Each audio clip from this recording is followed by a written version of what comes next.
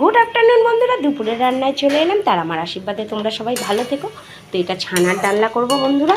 তো দুধ কেটে আমি বল বানিয়ে নিয়েছি এখানে বন্ধুরা। ছানার মধ্যে একটু নুন, চিনি, অল্প একটু ঘি দিয়ে ভালো করে এরকম করে ম্যাশ করে করে তার মধ্যে অল্প ময়দা দিয়ে গোল গোল করে বল করে ভেজে নিয়েছি বন্ধুরা। খুব নরম সফট হয়েছে, এটা কোনো শক্ত বল হয়নি।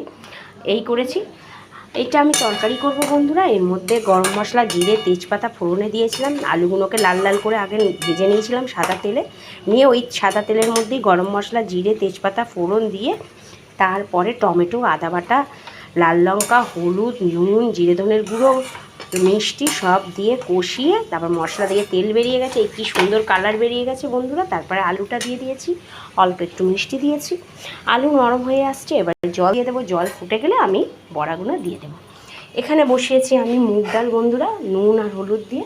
আজকে যেহেতু মঙ্গলবার নিরামিষ খাওয়া হবে, তাই নুন আলু ভাজা হবে ডালের সাথে, আর ছানার ডালনা আর ভাত। আমার এক রকমেরই ভাত করেছি বন্ধুরা। এই যে হয়ে গেছে, ফ্যান বলে রেখে দিয়েছি, কারণ রাত্রিবেলা সব লুচি খাবে, সেই জন্য আর রাতের ভাত করিনি।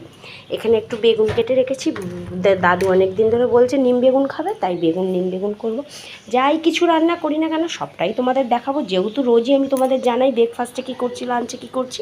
ছানার ডালনা আমার হয়ে গেছে বন্ধুরা, খুব সুন্দর খেতে হয়েছে। এখানে ডালের আলু ভাজাও বসিয়ে দিয়েছি। এবার শুধু করব কুমড়ো আলুর তরকারি। আর এখানে মুগ ডাল সেদ্ধ হয়ে গেছে, জিরে, তেজপাতা, আদা বাটা দিয়ে ফোড়ন দিয়ে নুন মিষ্টি দিয়ে ডালটা বানাবো। ছানার ডালনাটা শুধু একটু ওপর দিয়ে ভাজা মশলা ছড়িয়ে দিয়েছি বন্ধুরা, ব্যাস হয়ে গেছে এটা। এখানে নিম বেগুন করবো বলে বেগুনটা ভাজতে দিয়ে দিয়েছি। আলু ভাজা আমার হয়েই এসছে ডালের সাথে।